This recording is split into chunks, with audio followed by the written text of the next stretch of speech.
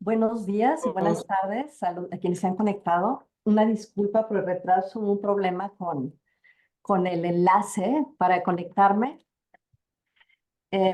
A ver, estamos aquí por iniciar una reunión muy interesante para platicar sobre la insolvencia transfronteriza y la postura de Latinoamérica frente a varios temas que vamos a comentar el día de hoy. Yo soy Rosa María Rojas Vertis, estoy en la Ciudad de México y voy a presentarles a los ponentes. Tenemos a Juan Luis Goldenberg, que es profesor titular de la Pontificia Universidad Católica de Chile, doctor en Derecho por la Universidad de Salamanca, España, socio del estudio jurídico Alcalde Goldenberg, que ha sido asesor legislativo en diversas reformas concursales aprobadas en Chile, miembro del Instituto Iberoamericano de Derecho Concursal, del Instituto Iberoamericano de Derecho y Finanzas y el International Insolvency Institute.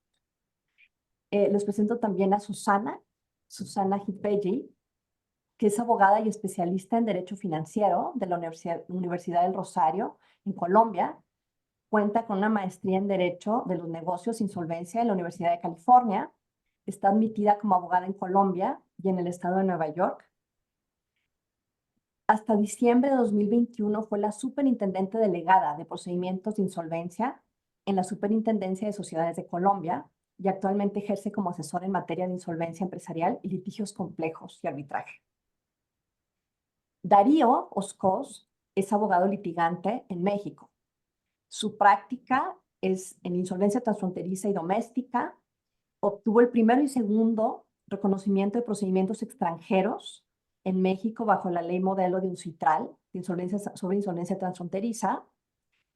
Participó en el concurso mercantil de Vitro, representando un tenedor de bonos, incluyendo su participación en el desechamiento del acuerdo de acreedores de Vitro en Estados Unidos por violar el orden público.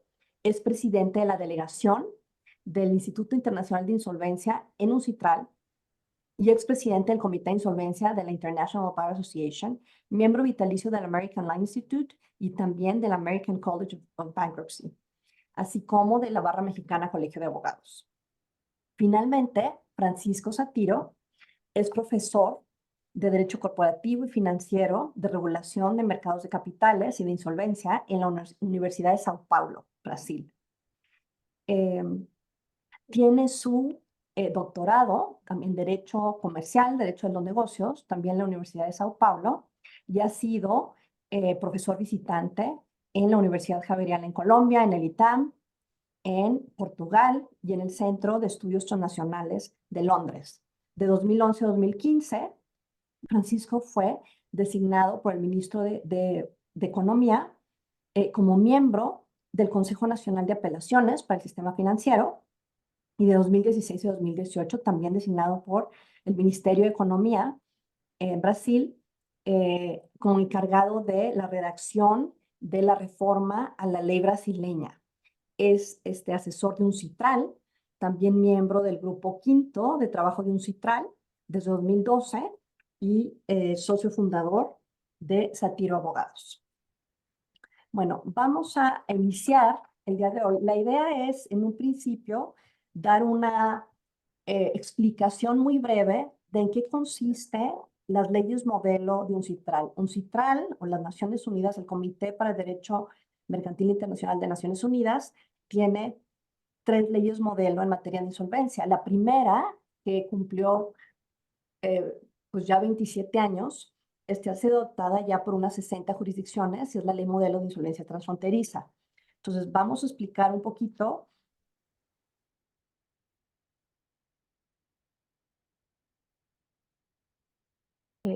Podemos un poco empezar a ambientar la conversación y de lo que se trata acá, mientras llega Rosa, es que conversemos un poco sobre las leyes modelo que se han aprobado hasta ahora por el Grupo Quinto de la Comisión de las Naciones Unidas para el Derecho Comercial.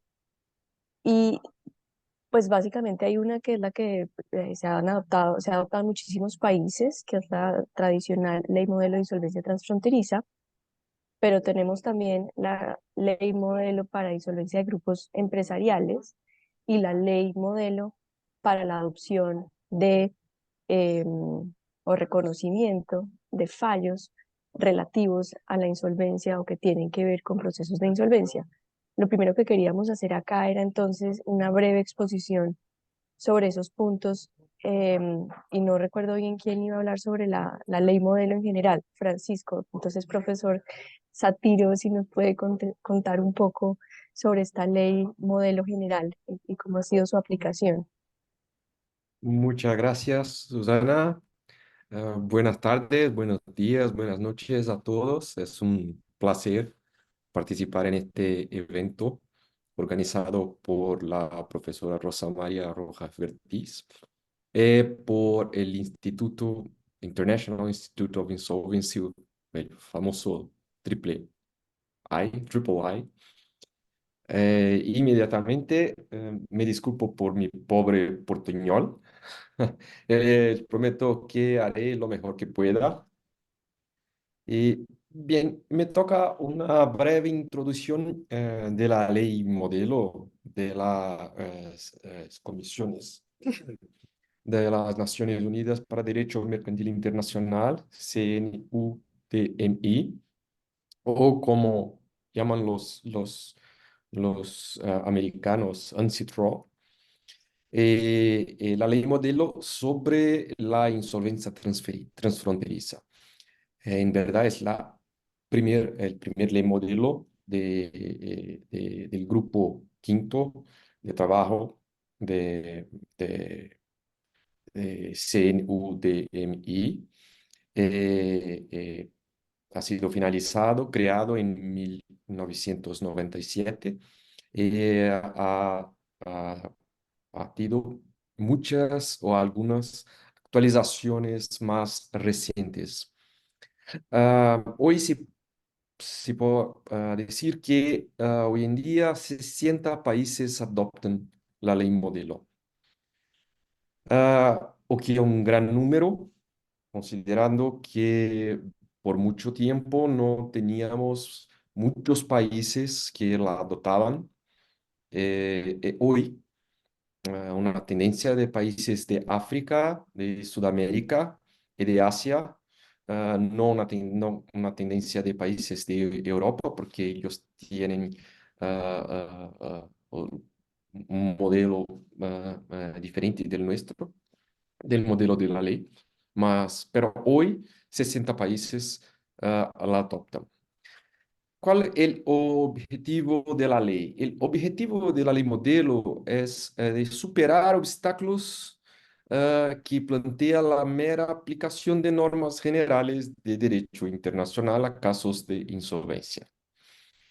Durante años, la doctrina jurídica estuvo dividida entre defensores de la aplicación del territorialismo, que es la aplicación de las normas del derecho interno a ciudadanos e empresas nacionales, con Lex Fori concursus, y el universalismo, el que representa la elección de una jurisdicción que tendría competencias para organizar y para decidir sobre el procedimiento de insolvencia, incluso para entidades sobre bienes, derechos y personas ubicadas en jurisdicciones diversas, diferentes, en otros países.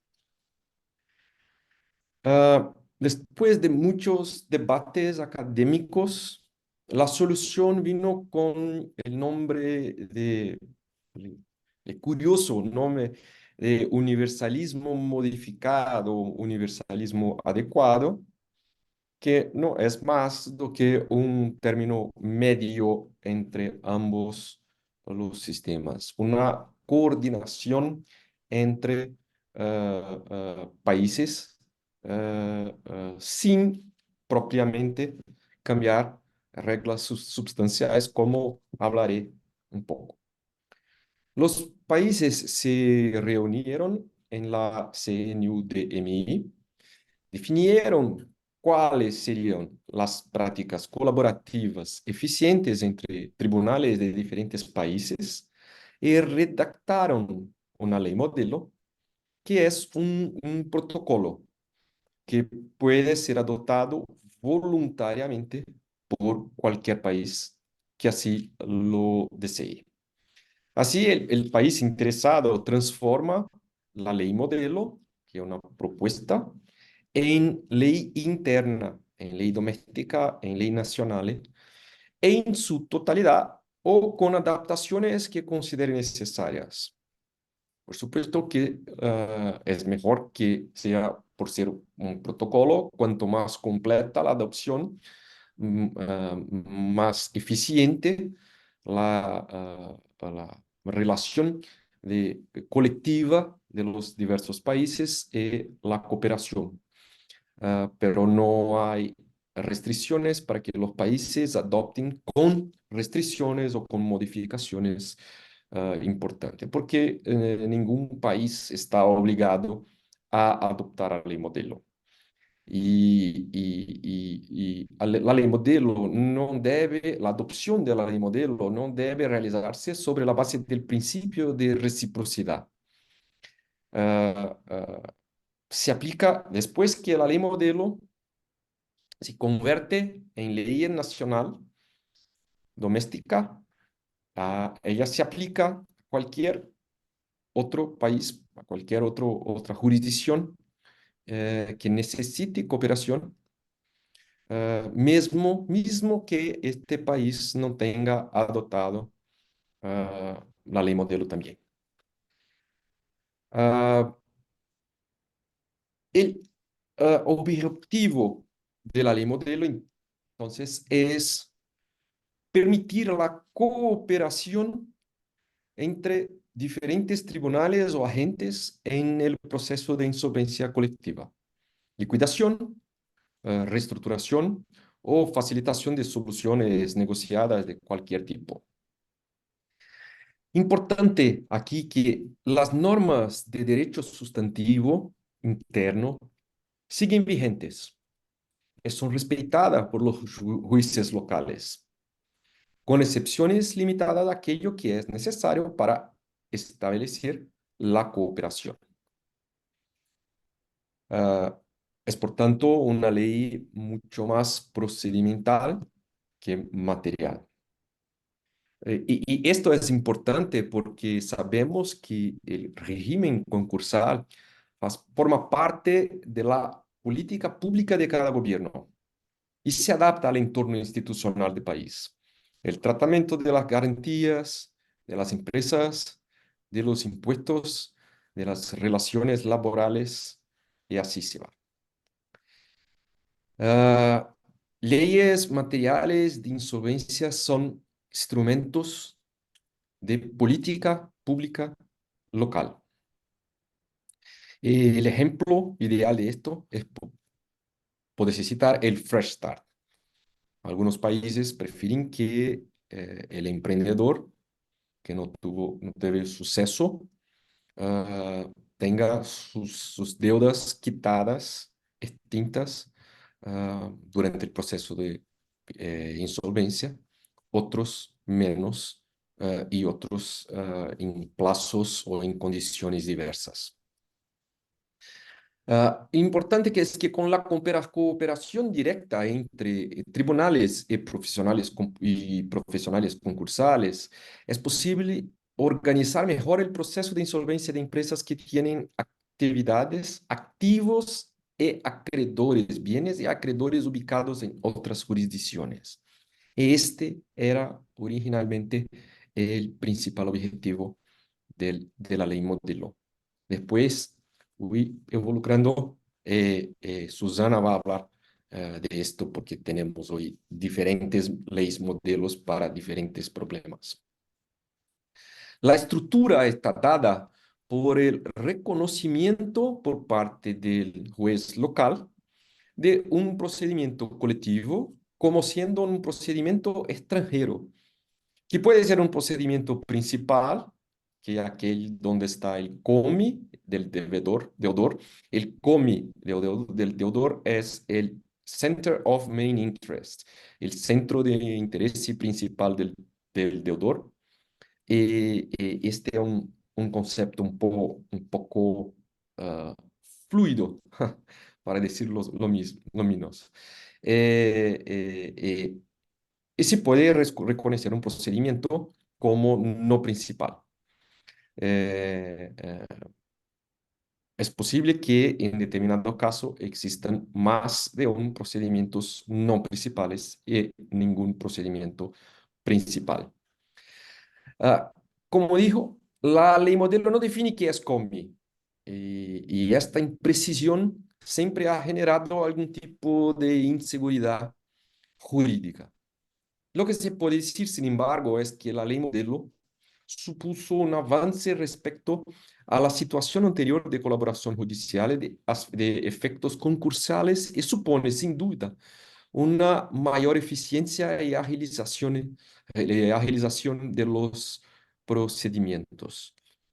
Eh, ah, eh, el mundo está mejor con la ley modelo y con la adopción de la ley modelo, aunque la ley modelo tenga problemas, algunos problemas serios.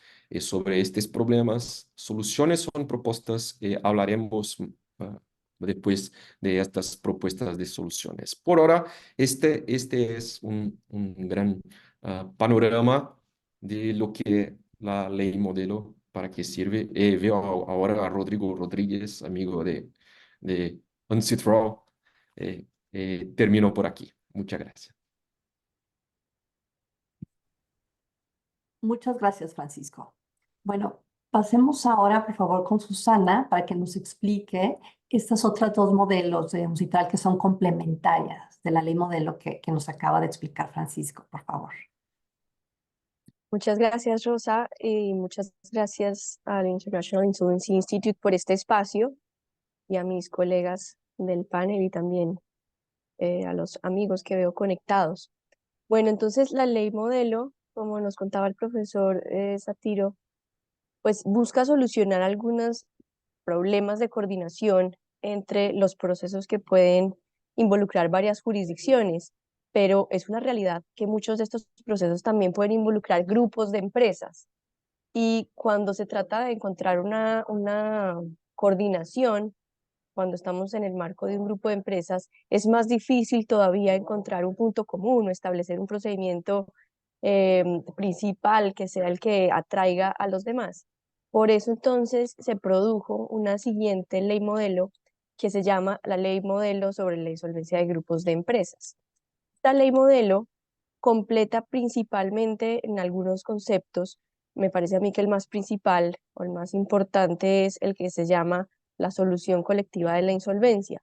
Entonces aquí en este concepto de la solución colectiva a la insolvencia, lo que se está es reconociendo una realidad donde un procedimiento de insolvencia puede involucrar varias empresas de un grupo que además funciona en diferentes jurisdicciones. Y en ese sentido, la solución de la insolvencia debe involucrar el problema o la raíz que puede estar en una o en varias empresas de ese grupo. Así que el concepto más novedoso que trae esta ley modelo es que se debe buscar una solución que sea vinculante o colectiva para el grupo empresarial. Este es un concepto que es mucho más flexible y permite muchas estructuras diferentes, por ejemplo, cambiar el modelo de negocio, em, disponer de algunas unidades de negocio, pero también la forma de implementarlo va a depender muchísimo de la estructura del grupo de empresas. Puede ser una estructura mucho más horizontal, lo cual puede derivar en que haya varios procesos paralelos y no sea fácil agrupar todo el grupo en un solo proceso, que sería pues lo deseable en el marco de la universalidad, pero en la medida de lo posible, pues este procedimiento también se llama diferente en este contexto, se llama procedimiento de planificación. Procedimiento de planificación es un proceso de insolvencia colectivo, pero que trata de vincular al grupo empresarial. Entonces, el procedimiento de planificación lo que supone es que haya un proceso que sea más o menos algo así como el principal y que este procedimiento involucre a una o más empresas del grupo, pero la empresa o la empresa del grupo donde se tramita el procedimiento principal debe ser una parte necesaria y esencial en la solución colectiva de la insolvencia. Lo hemos visto de alguna manera cuando hay una financiación postconcursal que se va a entregar a alguno de los miembros del grupo. Y por mencionar una experiencia en Colombia, por ejemplo, se reconoció un proceso de insolvencia que se tramitaba en Canadá, aunque la mayoría de los activos estaban ubicados en Colombia, algo así como el 75%, pero realmente la solución del grupo estaba en un crédito postconcursal, un deep financing que ocurriría en Canadá a favor de la casa matriz. En ese sentido, cuando estamos hablando de un grupo, pues se involucran conceptos diferentes donde la solución no se halla, digamos, en un proceso desagregado, sino que la idea es unificar en la mayor posibilidad las empresas de un grupo. Puede ocurrir también que dentro del grupo no todas estén en una situación de insolvencia y pues ahí se van a presentar diferentes complejidades, pero pues esta ley modelo lo que busca es facilitar la participación de varias empresas de un grupo en la elaboración de una solución colectiva, independientemente de la situación financiera. Esa es una ley modelo. Ahora les voy a hablar brevemente de otra ley modelo que se trata del reconocimiento y ejecución de sentencias que están relacionadas con casos de insolvencia. ¿Qué significa esto? Son decisiones judiciales que se han emitido como consecuencia de un procedimiento que no está vinculado propiamente al proceso de insolvencia principal, pero tienen un impacto directo en el mismo, pueden tener un impacto directo en el mismo. Esto, de alguna manera, en algunos países evita realizar un trámite adicional para homologar una decisión extranjera, que sería algo así, nosotros le llamamos el exequatur o la homologación o el reconocimiento de una decisión en particular. Y pues de lo que se trata es integrar también dentro del proceso de insolvencia estas decisiones que pudieron haber sido proferidas en un proceso que no tiene la misma naturaleza, no es un proceso de insolvencia, pero su impacto va a ser directo. Por supuesto que el juez, cuando le solicitan el reconocimiento de una de estas decisiones, pues va a verificar aspectos fundamentales, como por ejemplo que se haya respetado el debido proceso, que la parte haya sido debidamente notificada.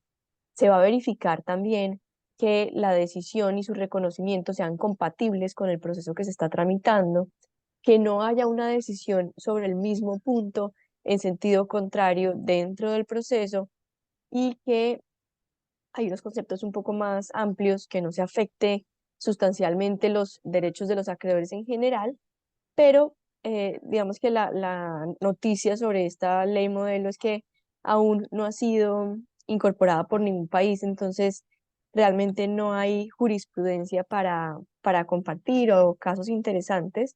Y pues finalmente será algo que nos dejará para una discusión posterior. Y muchísimas gracias. Al contrario, muchas gracias, Susana. Bueno, pasemos ahora con Juan Luis.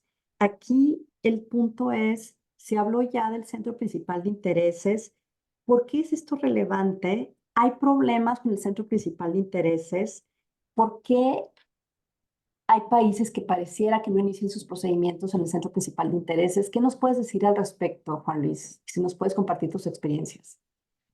Bien, en primer lugar, muchísimas gracias por la invitación a Spotlight y por supuesto también a Rosa María que nos organizó este evento.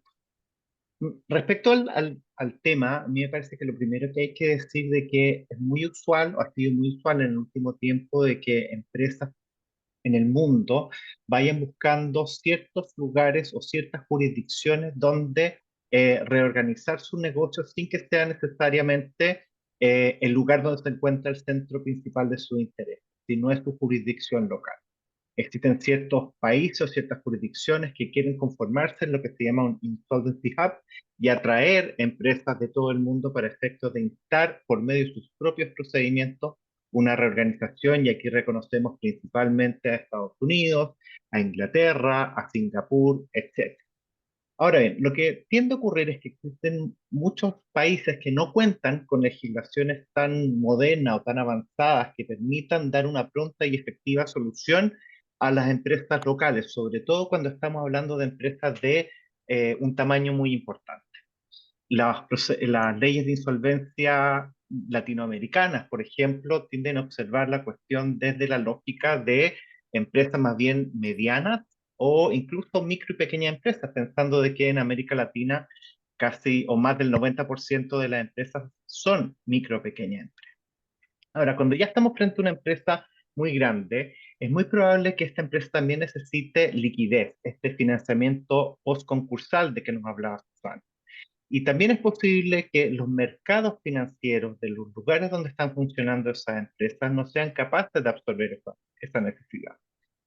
Y aquellas personas que están dispuestas a inyectar recursos a estas empresas para que se salven y puedan seguir funcionando, muchas veces lo hacen sobre la base de un ordenamiento que les resulte más familiar, como sería, por ejemplo, la regulación del Chapter 11 y el Deep Financing en Estados Unidos.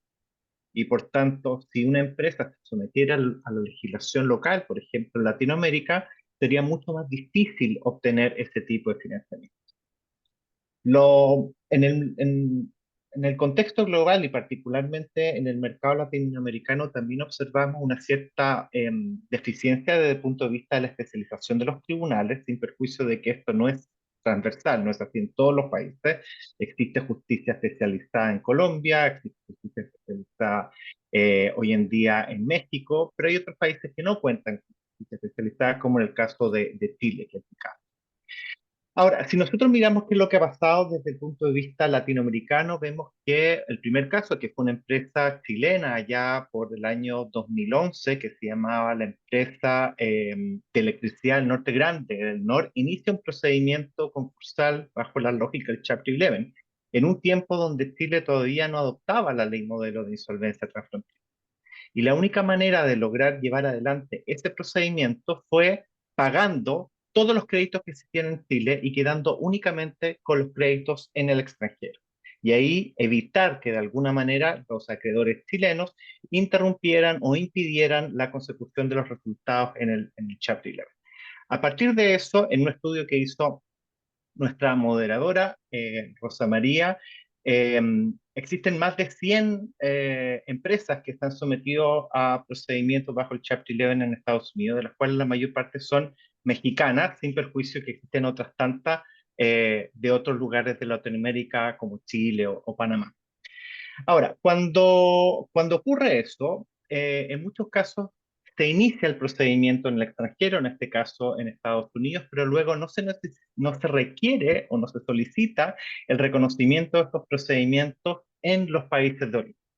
Eso ni siquiera, bueno, o ni siquiera en aquellos casos respecto a los países que han iniciado o han reconocido las leyes de insolvencia transfronteriza o la ley modelo de insolvencia transfronteriza, como en Latinoamérica existen 7 países: México, Colombia, Chile, Panamá, República Dominicana, Brasil y Costa Rica.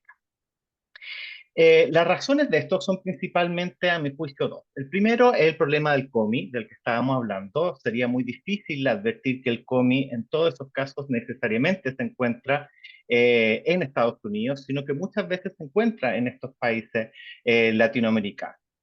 Si eventualmente se obtuviese el reconocimiento, se pidiese el reconocimiento en el país de origen, probablemente se va a dar una discusión sobre dónde se encuentra el COMI. La ley de insolvencia transfronteriza, como nos comentaba el profesor Sachiro, no tiene una definición de COMI y por tanto se ha ido construyendo jurisprudencialmente.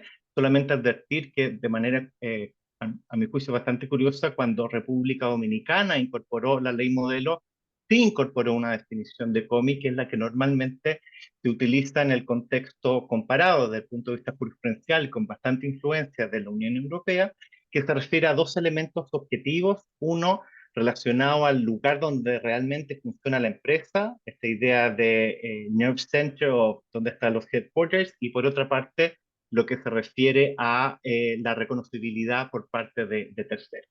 Pero superar ese estándar para la mayor parte de las empresas latinoamericanas que han iniciado el procedimiento en Estados Unidos es muy, muy complicado. En general no sé. El único caso bien paradigmático donde sí se hizo fue en el caso de la LATAM Airlines, en que el procedimiento fue reconocido y fue reconocido en carácter de principal, el norteamericano, tanto en Chile como en Colombia. No se pidió el reconocimiento, por ejemplo, en Brasil, a pesar de que Brasil el año 2020 incorporó también la normativa de insolvencia transfronteriza. Un segundo problema se refiere a estas adiciones que incorporaron ciertos países al momento de adoptar la ley modelo, que también hablaba el profesor Satiro, que no hay obligación de adoptar la ley modelo tal como está, sino se pueden incorporar variaciones. Y por ejemplo, en el caso de México, el artículo 293 señala que si el comerciante tiene un establecimiento en México, al momento del reconocimiento se debe abrir un procedimiento local en México. Y por tanto, necesariamente el reconocimiento conllevaría procedimientos paralelos. En Chile no lo dice la ley, pero sí lo exigió la Superintendencia de Solvencia y Reemprendimiento cuando los tribunales le pedían opinión sobre el punto, en casos bien paradigmáticos, como son los casos de Isolux y el INCO. Ahora bien, incluso en aquellos casos donde se ha solicitado el reconocimiento, como les decía en el paradigmático caso LATAM, después del reconocimiento no se establecieron medidas de cooperación demasiado intensas. Sí se estableció un protocolo de cooperación en este caso, pero no se utilizó más allá de el conocimiento de cuál era la situación de los procedimientos en los distintos países donde se había reconocido. Pero una homologación o una ratificación de los acuerdos existentes en o que se hubiesen adoptado en el Chapter 11 tampoco se buscó. Y acá nuevamente podemos buscar explicaciones sobre él. Y a mi juicio la explicación se da por ciertas incertidumbres que podría provocar el uso de conceptos tales como la excepción de orden público. La ley modelo establece que al momento de realizarse el reconocimiento, en la jurisdicción que está verificando si va a reconocer o no, puede limitarlo sobre la base de criterios de orden público. La ley modelo habla de que sea una acción que sea manifiestamente contra el orden. Y aquí también encontramos ciertas desviaciones por parte de los países latinoamericanos. Con esto termino. Por una parte, en el ordenamiento chileno se eliminó la palabra manifiestamente y por tanto daría la impresión de que podríamos estar frente a un caso que hay que hacer una observación más profunda. Y por el otro, en el caso mexicano, también se cambia la excepción de orden público y se dice que la medida no puede ser contraria al ordenamiento concursal mexicano, es decir, hay una referencia al título primero a 11 y 13 de la propia ley, ni tampoco a sus principios fundantes de la República Mexicana. Y por tanto el concepto o la posibilidad de que los tribunales locales verifiquen si la medida que se tomó en el extranjero se adecua o no a la realidad nacional puede ser bastante más intensa que la que propone la ley modelo de insolvencia transfronteriza. Eso. Muchas gracias. Muchas gracias, Juan Luis. Bueno, vamos ahora con Darío. A ver, hablamos ya sobre el COMI, que es el Centro Principal de Intereses, que es lo que determina cuál es la jurisdicción en la que debería de abrirse el concurso o el procedimiento de insolvencia principal. Pero sabemos que han habido pues, varias críticas al COMI, por lo que comentaba Juan Luis, ¿no? No siempre los procedimientos se abren, ¿no? La ley modelo dice que tendría que ser, hay una presunción de que es en domicilio social, no siempre es en el domicilio social, hay casos que son controvertidos porque empresas muy grandes tienen en diferentes lugares, a lo mejor su operación, empleados, directivos, y entonces no es tan sencillo determinar el COMI. Entonces hay una propuesta muy, bueno, de hecho no es reciente, tiene ya varias décadas, pero se retomó, ¿no? Y los autores que están publicando, se está publicando un artículo sobre el tema que se llama el Commitment Rule, proponen, y de hecho escribieron una carta, ¿no? a Naciones Unidas, un CITRAL, solicitando que se revise ese tema del COMI. Básicamente el argumento es, pues no siempre se inicia en el COMI, lo que decía Juan Luis hace un momento, los procedimientos, o sea, hay empresas que tienen que iniciar sus procedimientos en un lugar distinto a su jurisdicción porque en su jurisdicción no van a poder salir adelante, entonces el COMI no funciona. y entonces ellos hacen una propuesta distinta que dicen tendría que ser señalar la jurisdicción en los estatutos. A ver, Darío, si nos puedes explicar, por favor, ese tema y tu opinión sobre todo este tema del COMI y esa propuesta. Con mucho gusto. Muchas gracias al International Insolvency Institute por organizar este evento, a ti, Rosa María, por coordinarlo tan eficientemente en un punto que es neurálgico para la región de Latinoamérica, en donde efectivamente hemos visto cómo empresas, particularmente las aerolíneas, han acudido a una jurisdicción extranjera para lograr de manera eficiente, efectiva y con bajo costo una reestructuración. No obstante tener el COMI en sus países de origen, pero con la característica también de que estas empresas pues pertenecen a un grupo de empresas. Y entonces la calificación de esto hay que tomarlo en el contexto de el grupo de empresas. Pues bien, yo les voy a platicar de esta propuesta del Commitment Rule, en español, regla del compromiso. Y efectivamente, en una carta de septiembre 14 de 2023, dirigida a la Secretaría de UNCITRAL, se recomienda eliminar el requisito del COMI y reemplazarlo por una o dos propuestas alternativas. La primera, ex ante y preferente, es estipular por la empresa en sus estatutos la jurisdicción para iniciar un procedimiento de insolvencia. La segunda, ex post, designada como segunda mejor, es tener la opción del deudor de iniciar un procedimiento de insolvencia en cualquier jurisdicción que permita el inicio de procedimiento de insolvencia por empresas extranjeras. Ahora bien, en esta propuesta se invocan los defectos percibidos que causa el requisito del COMI a su entender, que inspiraron la propuesta, y señalan los siguientes: el COMI es inflexible y manipulable. El deudor puede iniciar un procedimiento de insolvencia en el país de su COMI, aun cuando si este país adolece de un sistema eficiente de insolvencia. El concepto de COMI no es claro, especialmente cuando la empresa tiene activos, acreedores, subsidiarias, oficinas, directivos, empleados y clientes en muchas jurisdicciones. Los acreedores pueden tener una visión diferenciada del lugar del COMI del deudor. Propicia que el deudor a discreción y convenientemente cambie el COMI. Inclusive, la fecha, dice, para establecer el COMI puede ser incierta. A su parecer, estos defectos, dicen, causan incertidumbre, incremento en costos de litigio, en los costos del crédito y propicia una oportunista manipulación del foro. Pues bien, la primera propuesta preferente ex ante del foro designado en estatutos reconoce que el forum shopping ya existe, la elección del foro preexiste. Esta opción, la primera, dicen que crea certidumbre y disciplina en el mercado al estar preestipulado en los estatutos que se registran y son públicos. Reconocen la posibilidad de cambiar el foro y sugieren inclusive estipular en los estatutos condiciones de preaviso para la modificación con aprobación de acreedores.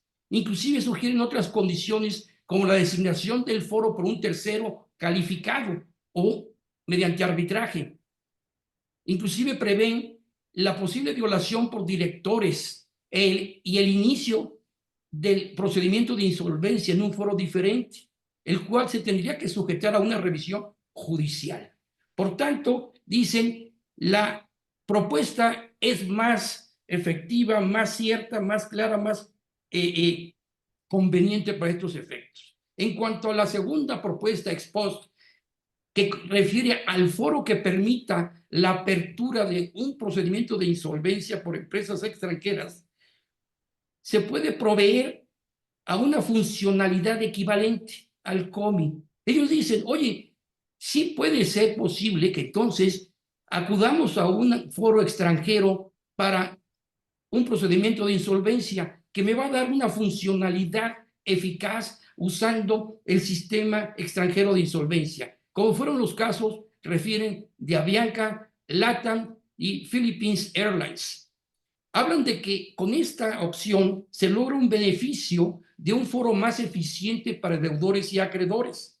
Reconocen, sin embargo, que puede requerir esta opción la prueba del beneficio de un foro más eficiente para acreedores como un todo. Es decir, pudiera propiciarse una disputa o un litigio sobre un desacuerdo del foro benéfico para acreedores. Sin embargo, mantienen la opción del deudor para presentar la insolvencia en el COMI. Sin embargo, ¿qué hemos visto en estos 26 años de vigencia de la ley modelo de insolvencia transfronteriza? Los precedentes que se han dado en las distintas jurisdicciones, principalmente en aquellas que han tenido mayor foro de asuntos en sus respectivas jurisdicciones y que han creado jurisprudencia, que se crea jurisprudencia de la ley modelo y que por ello también Naciones Unidas, UNCITRAL, tiene su propio registro, el CLOUD, de sentencias de insolvencia que señalan precedentes. Pues estos precedentes han mostrado que la determinación del COMI no es impugnada en la mayoría de los casos. La impugnación del COMI es estrategia de litigio contra el reconocimiento, generalmente sin bases. En reorganización con deuda significativa, se crea consenso para acceder a jurisdicción que facilite reestructuración si la jurisdicción de la Constitución no es eficiente.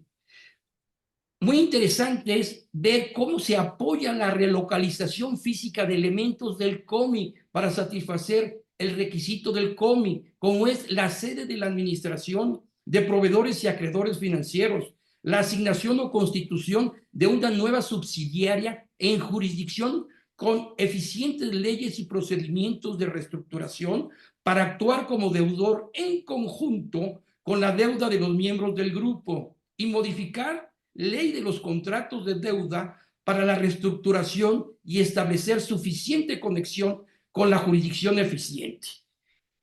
Subrayan que en los mercados de capitales, la revelación de información en documentos de los mercados de capital subrayan los riesgos de insolvencia y mitigan el incremento en costos del crédito. Es bien sabido, como hecho notorio, que la insolvencia es un riesgo previsible y por ello es necesario que acreedores y deudores tengan conocimiento de las expectativas que tienen en determinadas jurisdicciones respecto de los riesgos de la insolvencia.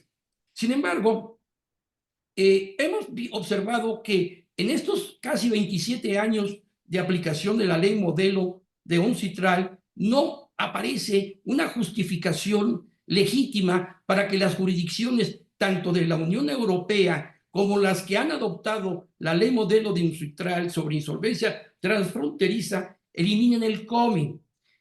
Es más, estimamos que la eventual modificación rompería la consistencia y armonía promovida por UNCITRAL, básicamente en una disposición que es de carácter universal. Todas las convenciones internacionales la invocan, la aplican y la sugieren. Y es esta: en la interpretación de las disposiciones de esta ley, habrán de tenerse en cuenta su origen internacional y la necesidad de promover la uniformidad de su aplicación y la observancia de la buena fe. Esta disposición es neurálgica para poder bien interpretar las disposiciones de las leyes modelos, como se hace inclusive con las convenciones internacionales, que van más allá de una interpretación doméstica o nacional. Bien, es evidente que las oportunidades de manipulación de la elección de foro y para estrategias de litigio se seguirán usando aun y cuando continuare la vigencia del COMI o se reemplazare por las propuestas de la regla de compromiso. La estructura actual de la ley modelo de UNCITRAL, del COMI, como requisito de reconocimiento, funciona bien. Podría ser conveniente que en las jurisdicciones que lo requieran adopten de manera consolidada las leyes modelo de UNCITRAL sobre sentencias relacionadas con insolvencia y la de insolvencia de grupos de empresas. Precisamente el grupo de trabajo 5 Insolvencia, en donde trabajan varios de los participantes de hoy muy activamente y con destacadas participaciones, UNCITRAL está en proceso de elaboración de disposiciones legislativas sobre la ley aplicable de insolvencia. Es muy importante este proyecto. El consenso de los delegados en UNCITRAL es que la Lex Fori concurso del procedimiento de apertura y sus efectos sea la aplicable en materia de insolvencia para el procedimiento principal y el no principal. Sin embargo, se reconoce que debe de incluirse ciertas excepciones o limitaciones acotadas, como son los contratos preexistentes se rigen por la ley de su celebración. Se prevén excepciones limitadas como los contratos y relaciones de trabajo, operaciones de mercados financieros regulados, procedimientos de arbitraje en trámite y el principio de violación manifiesta al orden público. Pues con esto, muchas gracias. Es un panorama muy general de estas propuestas y el enfoque dentro del contexto de las leyes modelos de UNCITRAL. Con mucho gusto, quedo a su disposición para cualquier comentario, pregunta, crítica u observación y sobre todo aquello que puedan aportar en las experiencias que han tenido ustedes. Muchísimas gracias. Muchas gracias, Darío. Bueno, esto es un town hall y la idea del town hall es que todas las personas que estamos conectadas pueden participar, dar su opinión, hacer preguntas directamente. Entonces, a partir de ahora, lo que les voy a pedir es que levante, por favor, la mano, ¿no? Quien quiera hacer un comentario. Digo, ya se planteó en qué consisten las leyes modelo, digamos, la parte esencial, que es el COMI, qué problemas, si es que se le pueden llamar problemas, presenta el COMI, qué propuestas se hacen para resolver esos problemas. Digo, este podría ser oportunidad para que nuestros expositores nos den su opinión, ¿no? Si consideran que el COMI funciona o no funciona, si debería flexibilizarse. ¿Qué opinan sobre esta propuesta de la regla de compromiso que explicó Darío? Si tienen experiencias, ¿no? Sobre insolvencias transfronterizas en jurisdicción. Entonces, a ver, pues voy a decir que está el piso abierto para las opiniones.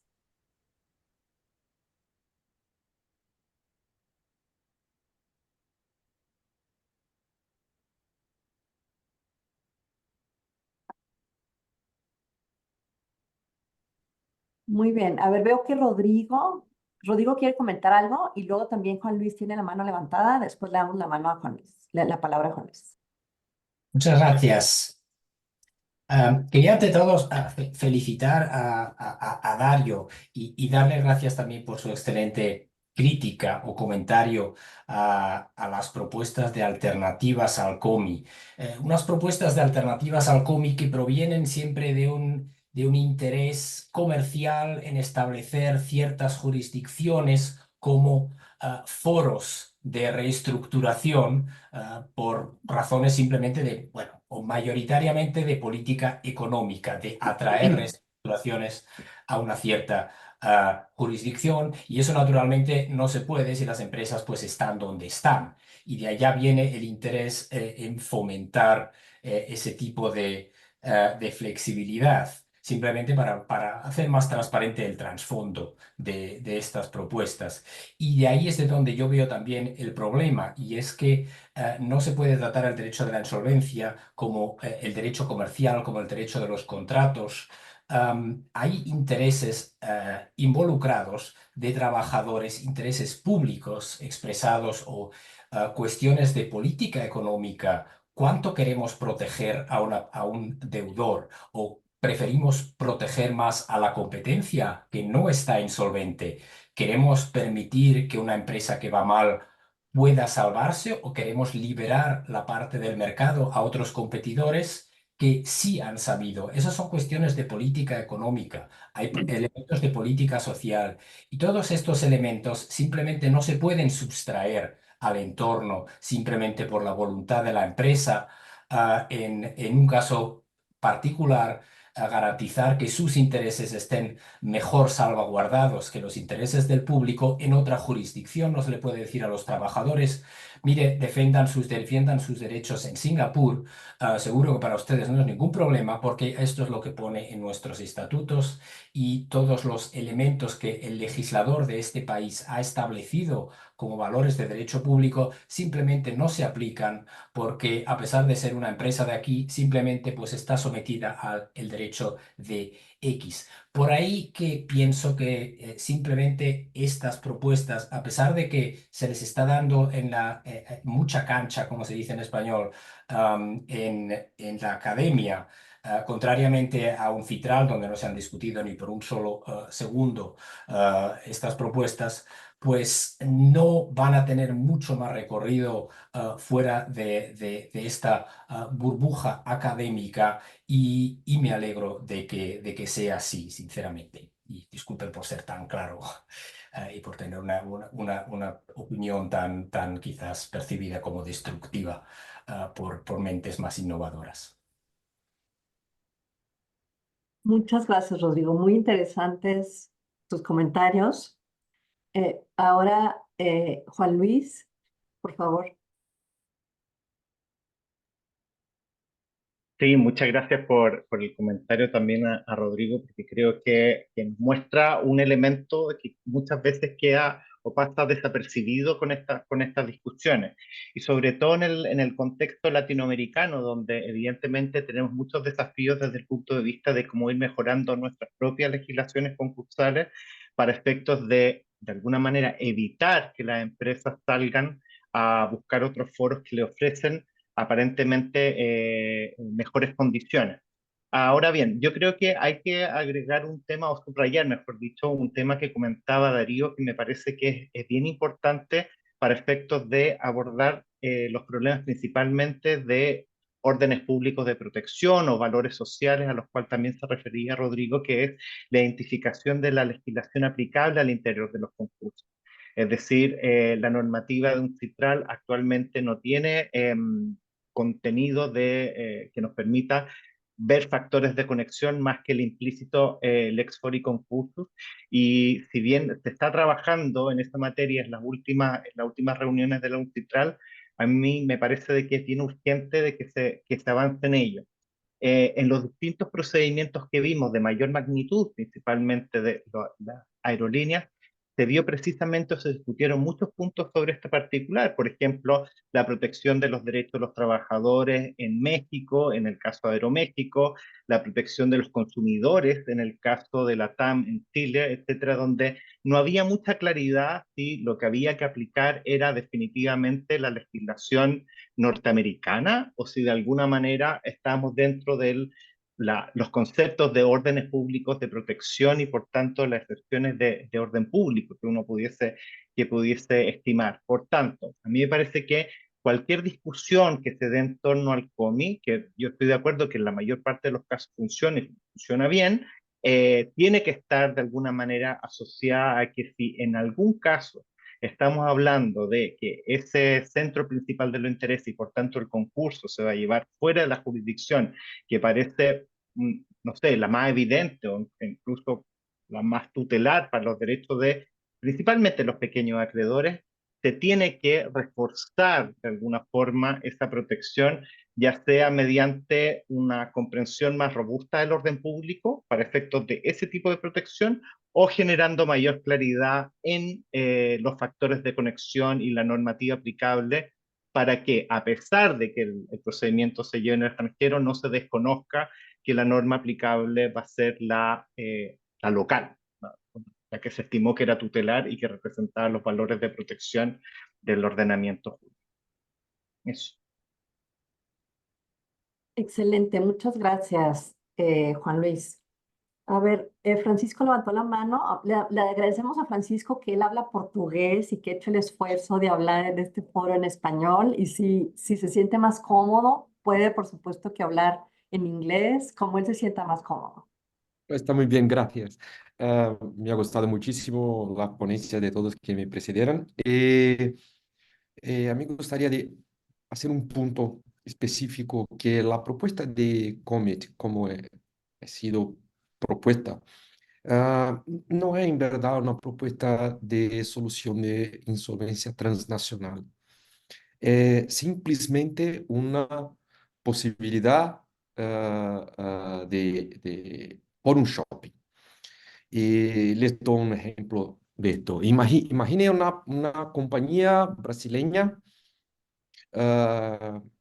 constituida en Brasil, con empleados brasileños, con contratos brasileños, con bienes, con activos en Brasil, sin ninguna conexión internacional. De acuerdo con esta propuesta de Commit, esta compañía brasileña podría incluir en sus contratos sociales una cláusula que le permitiría que la insolvencia fuera procesada en, por ejemplo, Estados Unidos. Entonces, hasta esta decisión, este era un problema exclusivamente brasileño. Es la adopción de la cláusula que crea un problema de cross-border entre las dos situaciones. Entonces, me parece que busca solucionar la propuesta no es el problema de Comi, que viene con la multiplicidad de jurisdicciones involucradas en un caso de insolvencia. Esto es completamente diverso.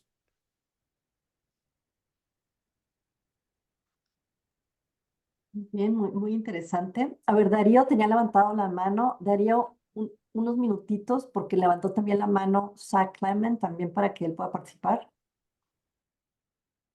I apologize speaking English. I unfortunately do not speak Spanish, so thank you for letting me speak. I'm here in Houston. I've filed a lot of cases in Houston, including Yukos Oil. The Russians are not happy about it. There are three ways that we can help you reorganize your home companies. One is to enforce the orders from your reorganizations here under the model law. The second is pursuant to the model law, if you reconfirm your plan of reorganization in a Chapter 11, which should be a very efficient, fast process, then you can use U.S. extraterritorial jurisdiction to enforce it all over the world. And then finally, you can file a Chapter 11 case here, although it would not be at a COMI, and enforce that all over the world. Those are the three things that I offer. One might ask, why am I talking to a group that I don't speak their language? It's because of two things. One, I believe in this system. It is good at preserving going concern value and the jobs it supports, allocating that value fairly and equitably, and doing it promptly and efficiently, even if you need trials about core issues. And finally, giving releases to the company officers who take the company through to that success. It's standard support reorganization. It uses summary proceedings so that if you did file a case here, there's a very good chance you can finish it in 90 days, even if there's a lot of fighting. And it expresses extraterritorial jurisdiction to enforce its orders. I hesitate, but I'm going to say there is what I call joke on my website that says that there are about 250,000 people that have jobs and companies I helped reorganize. My goal, it says on the website, is to get that number up to 1 million. Now, if anybody looks up, they'll notice I'm 75. And so how am I going to do that? This is one of the ways. They'll be sending out some papers that I've written after this. I'd be happy to talk to anyone who wants to talk about any of those three ways that we can be helpful to you. And thank you for letting me speak. Thank you, Zach, for connecting yourself. Darío shared with us your documents. They're very interesting. So there is a newer version of them that I will give to Sherry, and she's going to give them to everyone who signed up here. And all I can say is the new ones are better. Great, thank you. Thank you. Volviendo al español, pues Isaac nos dice los beneficios, ¿no? Del Chapter 11, de sus procedimientos en Norteamérica, que son obviamente mucho más avanzados y experimentados, llevan muchos más años, ¿no? Viendo esos procedimientos y sin duda puede ser más eficiente para muchas empresas iniciarlo allá y justo eso ha sido parte de la discusión, ¿no? ¿Qué tanto conviene, qué tanto no conviene hacerlo y qué tanto la ley lo permite? A ver, Darío tenía levantada su mano desde hace rato. Muchas gracias. Deseo nada más hacer dos comentarios a los que antecedieron a Zach Clement. Y es uno, por un lado, efectivamente, el fenómeno de la insolvencia es un fenómeno de orden público. Es un fenómeno que importa al Estado de manera importante y trascendente. Por tanto, los niveles de disponibilidad de derechos en un contexto o situación de insolvencia no pueden verse en el mismo contexto de contratos comerciales o privados. Y por ello, en un CITRAL se ha tenido mucho cuidado precisamente por preservar los derechos de los trabajadores, de organizaciones de trabajadores y otro tipo de derechos que deben de ser protegidos y deben seguir rigiéndose por la ley doméstica que los regula, independientemente de que se reconozca un procedimiento extranjero al cual se le aplique la lex fori concursus. Entonces, y por supuesto que las distintas leyes modelos de un CITRAL proveen a la adecuada protección de los interesados. ¿Qué significa esto?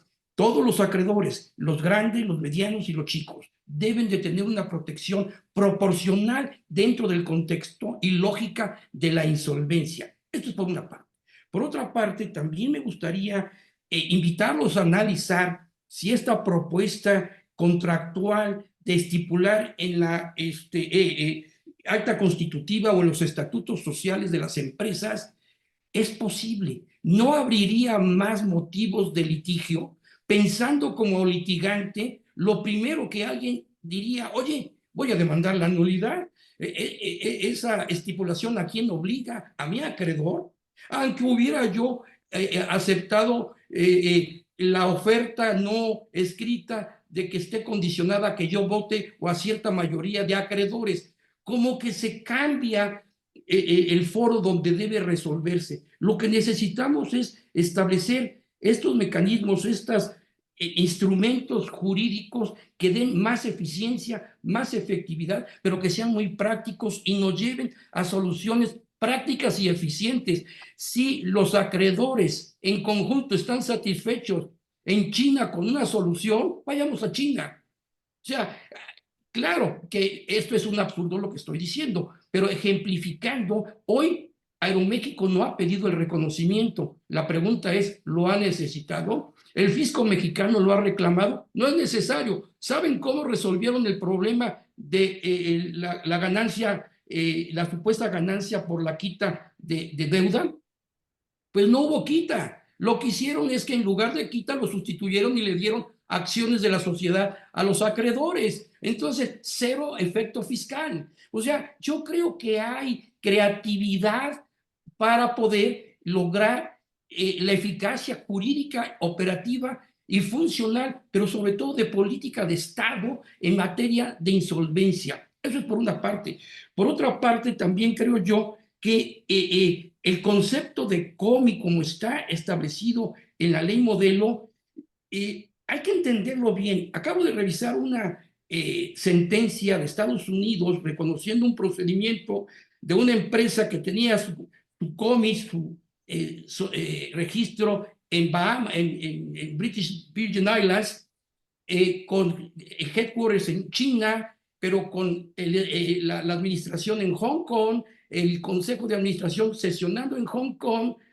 Ahí siguen un procedimiento principal de insolvencia, lo llevan a Nueva York a reconocerlo, y el juez lo primero que dice, ¿qué creen? No hay objeción al COMI, no hay objeción a las bases de que sea un procedimiento principal, pero el juez tiene que verificar y constatar que el estándar, el requisito del COMI se satisfaga a la luz de lo que establece la ley modelo y en este caso también el Chapter 15 de los Estados Unidos, que reproduce en esencia la ley modelo. Y lo que hace es el juez: tengo que hacer una revisión integral y completa y satisfactoria de que no haya abuso del COMI, de que se están respetando los derechos de los acreedores, que los acreedores ninguno objetó el plan de reestructuración. Pues con esto lo que les quiero decir es que en realidad, inclusive para el caso de México, en mi opinión, podría reconocerse en México porque habría sustento jurídico en base precisamente a esta disposición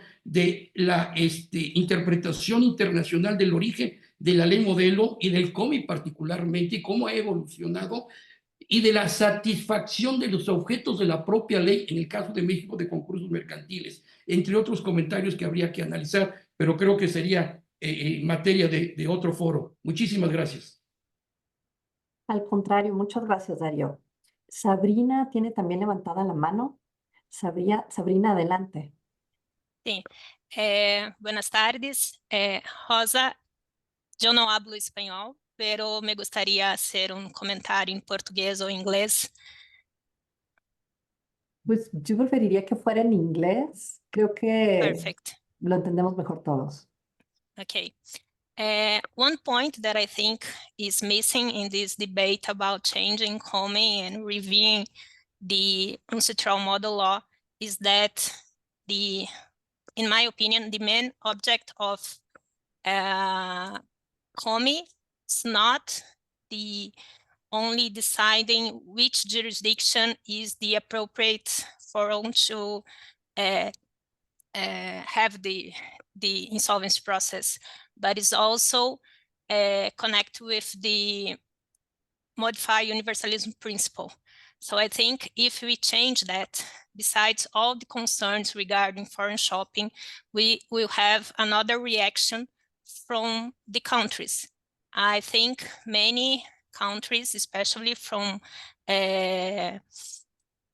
countries like Brazil, Mexico, Chile, and etc., may have a reaction of denying cooperation with a foreign jurisdiction if we believe that this selection of COMI is a practice of foreign shop.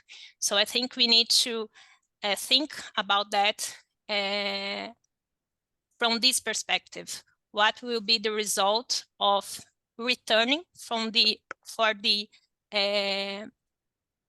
other model that we had before countries start to adopt the model law? Because I think the heart of the model law is cooperation among jurisdictions. It's not about what's the debtor main object or what is the creditor's preference, but it's how countries can acknowledge that they have a similar law and they can cooperate with each other. So I think if UNCITRAL and countries allow this foreign shopping, denying the COMI concept, we may have this reaction. We may jeopardize the culture of cooperation among jurisdictions. And I think this is a point that is missing in this debate, how countries will react to this change. And we are basing the arguments too much on the parts preference. What would be better for debtor and creditors, and I think we are forgetting about the main goal of UNCITRAL, that is establishing this cooperation among jurisdictions. I'm not sure if I make myself clear, so Rosa and Professor Sachiro, if you may comment or add something, I would be very glad to hear.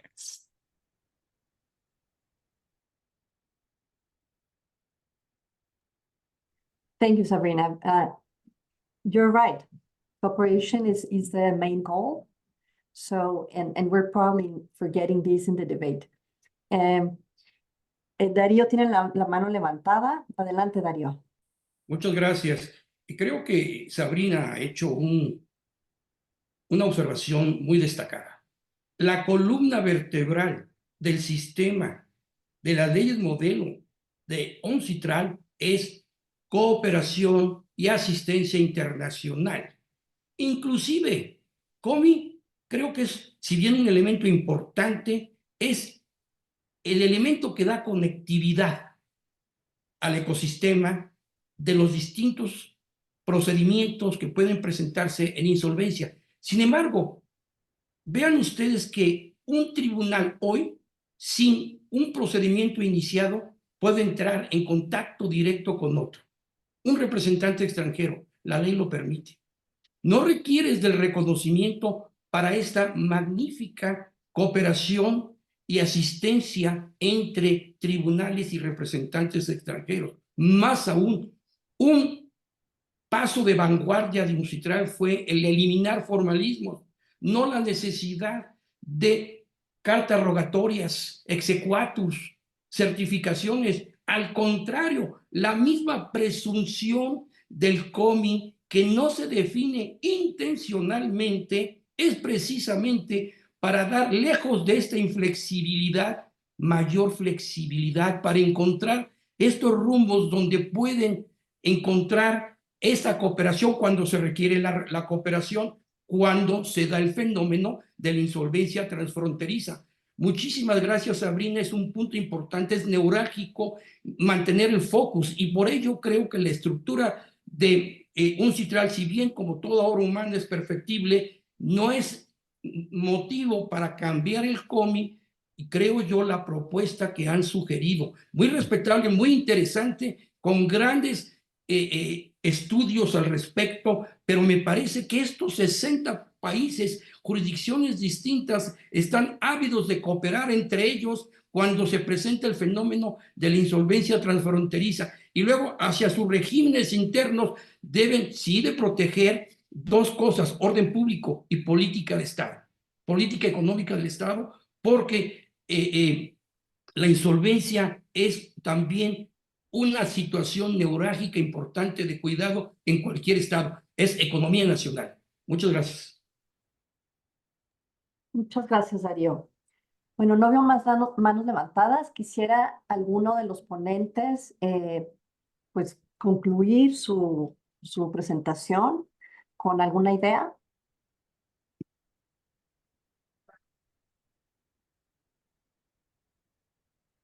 Juan Luis. Sí, por supuesto. Dos cosas. A mí también me pareció muy interesante lo que había comentado, lo que comentó Sabrina, sobre todo porque cuando nosotros miramos la forma en que incorporó Brasil la ley modelo, tiene mucha preocupación por el hecho de evitar el forum shopping. Tiene una regla especial de que evita o mira hacia atrás para ver si ha habido algún grado de manipulación, que es algo que no forma parte de la ley modelo, sino que forma más bien parte de la legislación europea, pero que Brasil incorpora dándole mucho peso, o pensaría yo mucho más peso de que el que existe en la propia ley modelo. Ahora, para terminar lo que había comentado, en todos estos casos donde hemos visto que compañías latinoamericanas han iniciado procedimientos de Chapter 11 en Estados Unidos, principalmente los casos de las aerolíneas, Avianca, Aeroméxico, LATAM, lo que podemos observar también de que esos procedimientos en definitiva llegaron a buen puerto, es decir, esas compañías siguen funcionando y lograron obtener financiamiento y lograron eventualmente llegar a planes de reestructuración.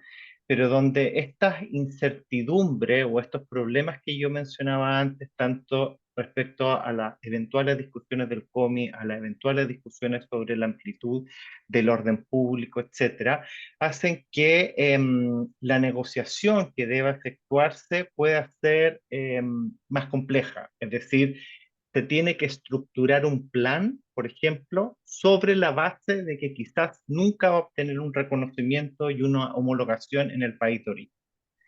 Se tiene que resolver algún aspecto considerando de que eventualmente no va a existir ese grado de cooperación sobre la base de las dudas que podría presentar la locación del COM.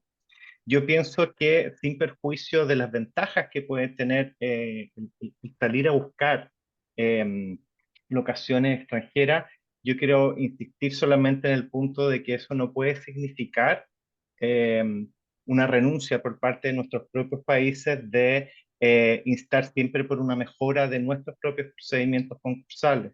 A mí me da la impresión un poco de que en la medida que uno dijese, bueno, ¿sabes qué? Dejemos que las grandes empresas salgan a buscar otras jurisdicciones y enfoquémonos en generar procedimientos concursales solamente para micro y pequeña empresa, no es una solución que a mí me parezca demasiado convincente. Me parece de que todos los países debemos incentivar a que nuestros legisladores potencien nuestros ordenamientos a fin de evitar de que se produzca este fenómeno de escape. Es decir, observar las mejores tendencias que existen a nivel mundial, observar qué es lo que está pasando, las discusiones a nivel de UNCITRAL, Banco Mundial, AAA, INSOL, etcétera, para efecto de fortalecer nuestro propio sistema y que puedan efectivamente dar la mejor respuesta posible. Yo creo que eso es un trabajo que no podemos claudicar al interior de nuestros países en desarrollo. Totalmente de acuerdo, Juan Luis. Bien, Francisco, Susana, Yo estoy de acuerdo con Luis. Ello resumió lo que me gustaría decir. excelente. Susana, ¿quieres concluir?